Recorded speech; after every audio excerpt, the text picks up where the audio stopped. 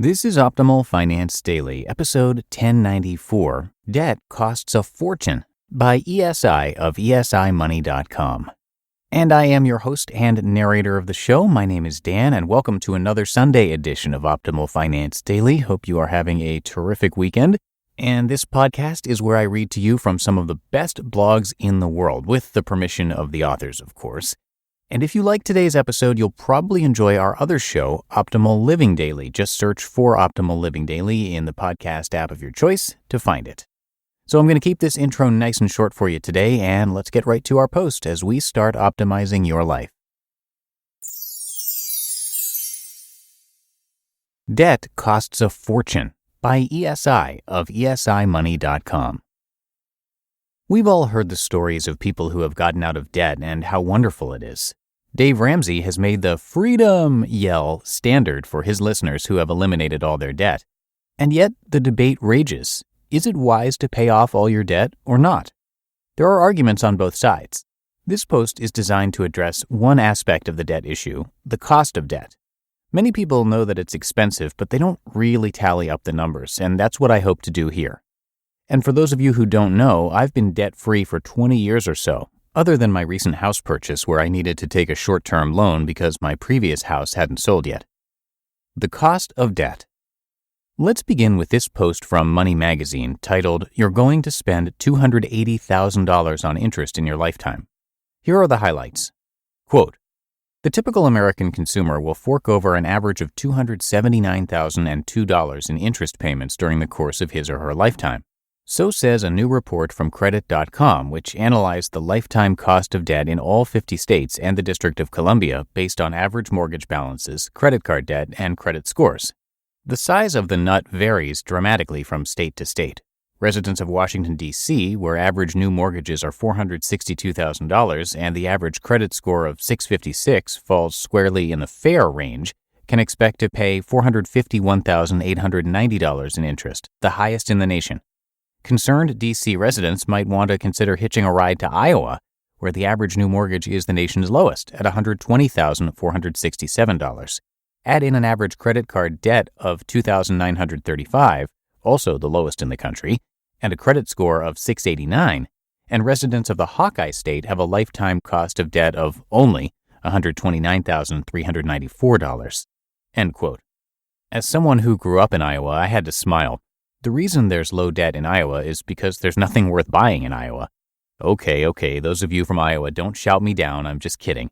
I love Iowa, I still consider it home, and my parents still live there, so settle down and take a chill pill. Let's discuss this a bit before we move on. 1. That's a wide range from D.C. to Iowa and proves the exact point I was making in Become Wealthy by Having a High Income in a Low-Cost City. 2. $280K isn't as bad as I thought it would be. I've seen debt costing as high as $600,000 over a lifetime. 3. The credit score really makes a difference. I put 689 into an online calculator and you pay 0.4% more with that score versus the top group score of 740 plus. The difference is roughly $15,000 over the life of a 30-year mortgage, not to mention additional costs for car loans, etc. And 4. On a personal note, I've lived in the number 1, for a summer, and number 10, now, top 10 states with the highest cost of debt, but also the number 1, growing up, and number 8, for 5 years, top 10 states with the lowest cost of debt. Debt costs millions. Now let's dig into the cost of debt itself. Go with me along this path. The average person pays $280K in interest in his lifetime. If he hadn't borrowed, he would have never spent $280K and could have invested it instead. Over 40 years, that's equivalent to an extra $7,000 per year. So let's say we invested $7K per year for 40 years at 8%. That adds up to almost $2 million. Yep, read it and weep. Debt costs hundreds of thousands. But that's a bit overboard, right? Everyone borrows something for some time. I paid off everything in my 30s and still borrowed for a decade or so. So let's assume that a person has to borrow some, but pays it off in 20 years, saving $140,000. $140K over 20 years breaks down to $7K per year. $7K for 20 years at 8% is almost $350K. Still not bad. Most people could do a lot with an extra $350K. One more time, let's say you follow my plan and pay off your mortgage and everything else in 10 years. That leaves you 30 years at $7,000 per year at 8%. That's over $850,000.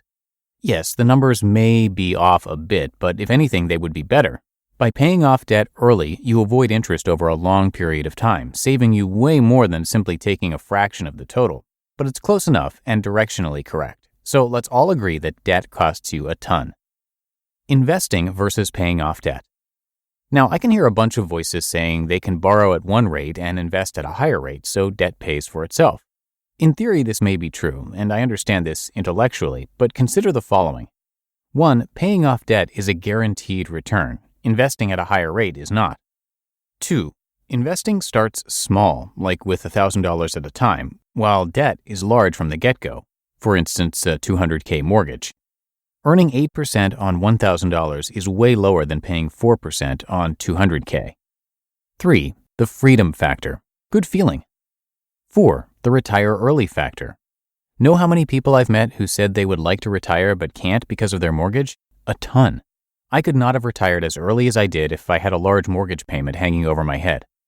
And 5. The vast majority of people do not have the discipline to keep debt and use it to fund investments. Instead of investing the difference by keeping debt, most will spend the difference, and I've seen it over and over again. If you want a well-thought-out response to this issue, see Apex's comment on 15-year versus 30-year mortgages, and that piece is linked in this post. How about this as a balance? Save up your money and invest it. Let it grow, then buy a house by using a large down payment and make extra payments to get rid of the debt within 10 years. Of course, if you grow your income, as I recommend, you can do both.